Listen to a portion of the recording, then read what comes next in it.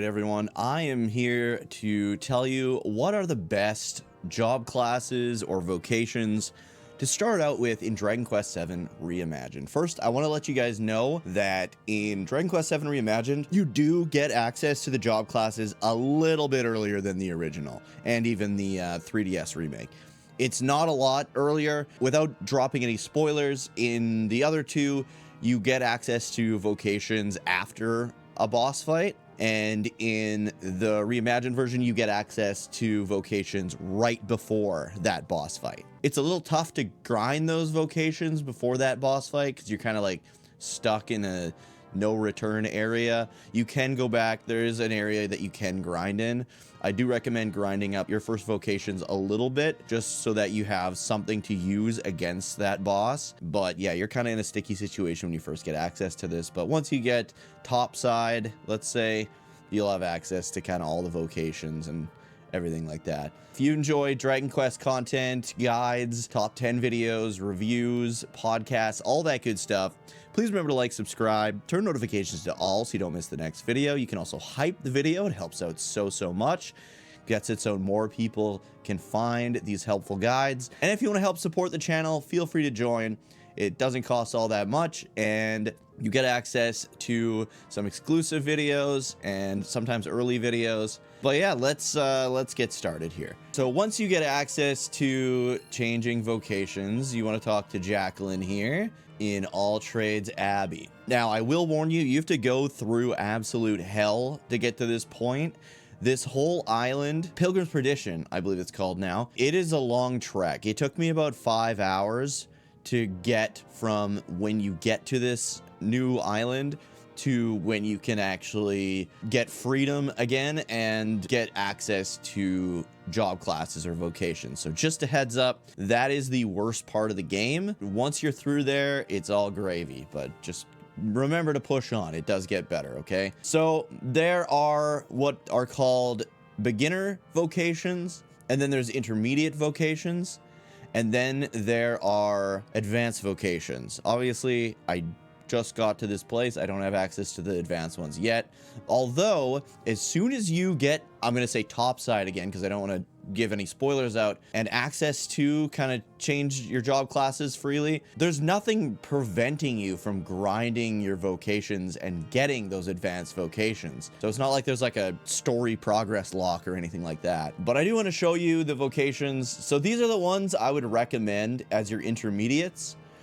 Paladin is a good offensive and defensive vocation that has a lot of healing spells as well, so you can kind of be the best of all trades, and you've got good defense as well. So if something happens to the Sage or the Gladiator, who are a little bit glass cannon-y, you still have those backup heals, and you've got that extra protection. As you can see, Night Watch adopts a nightly stance that reduces damage taken while increasing the likelihood of blocking attacks to its absolute maximum.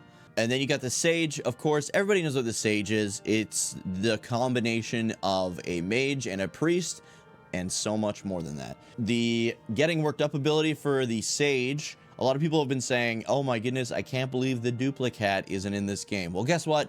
It's because you don't need it. The Sage's getting worked up is called Tucus Pocus, and it allows spells that are cast to also unleash echoes of themselves. So that's basically what the duplicate normally would do. It just double casts the spells. I don't know if it costs MP both times. I think it does. I didn't really quite check that, so I do apologize. Gladiator is your OP physical attacker.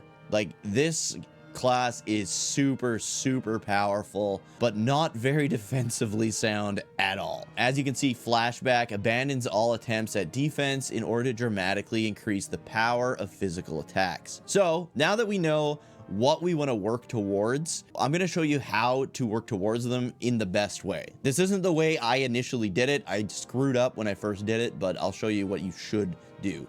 Okay, once you get access with the hero, these are all up to you in the long run. If you don't want to run Paladin, Sage, Gladiator, that's fine. You don't have to. Based on the character's kind of like default stats, these kind of work out for these characters. Gladiator, rough is already a pretty fast guy. He has the potential to deal some pretty good damage, not as much as some of the other characters that we'll get later on, but Gladiator is a pretty suiting vocation for him at this time. There's another couple of vocations that are suiting for him at this time, but Gladiator's a really good intermediate one to get sooner than later. Sage, obviously, out of all the characters in the game, Maribel's perfectly suited to be a Sage. Paladin, there's a couple, again, different vocations you can go with for the hero. I like having Paladin because I can protect myself and have those heals. It's nice having someone that's not very likely to go down also have access to heals. Without further ado, let's get to which vocations you should start with to get this build or any really good build. So for Paladin, what we need is Martial Artist and Priest, okay? What you're gonna wanna do is you're gonna want to initially switch the hero to Martial Artist, and the reason being is because for Sage, we need Mage and Priest, or Priestess in this case. Because you get access to your job classes right before a boss fight, you're going to want a really good healer. You're going to want to change the hero into a Martial Artist as your first change, and you're going to want to change Maribel into a Priestess. I know you're going to be missing out for the most part on offensive spells, but she still does have offensive spells as a Priestess. She's got Whoosh. She has Buff, which is going to help out a ton. She's got Crackle, which is amazing. And then she's got Swoosh. So she's got some really good offensive spells as well. So you're not going to be completely lacking on offensive spells with her as a priest, okay? Of course, once you master Martial Artist with the Paladin and you master Priest with Maribel, then you're going to want to do a bit of a switch up. You're going to want to change your Martial Artist then into a Priest. And you're going to want to change Maribel into a Mage. And then that way you can master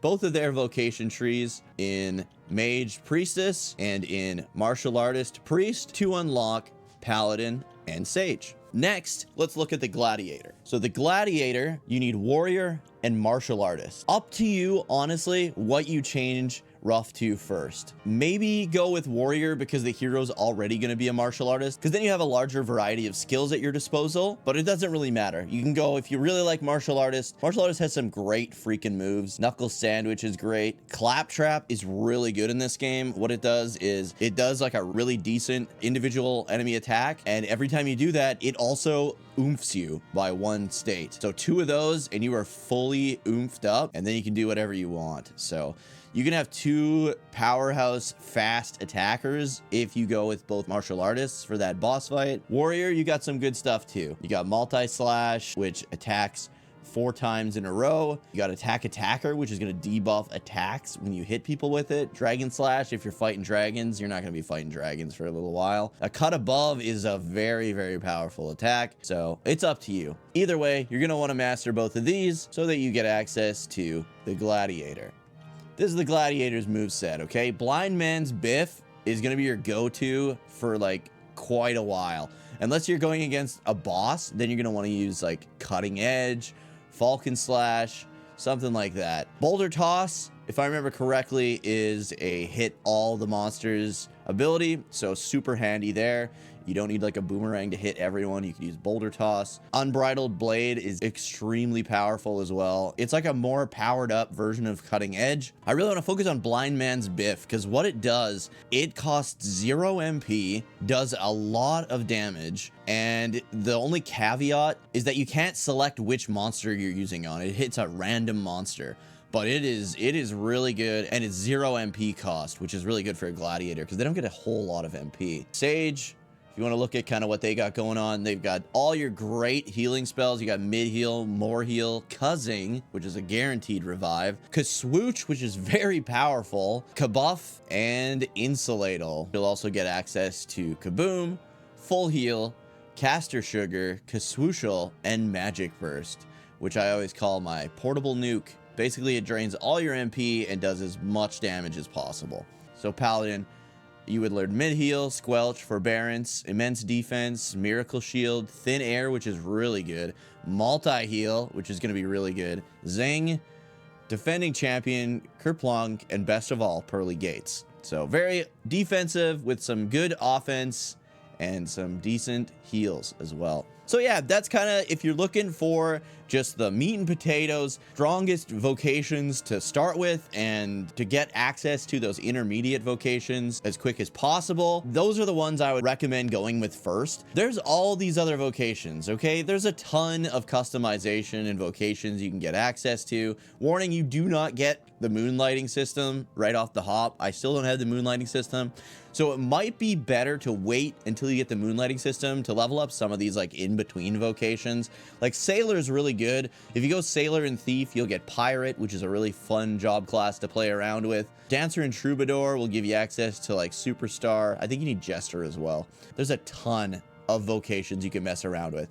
But I feel like mastering these ones are most important because these are the ones that are the most essential. The ones that are going to get you through the game. Anyways, if this helped you out, please remember to like, subscribe, turn notifications to all, leave a comment, let us know what your favorite vocations are. If you've got vocation tips, also let us know those down in the comments as well. Be sure to hype the video on mobile if you haven't yet. It just helps out more people, lets them able to find this video a little bit easier.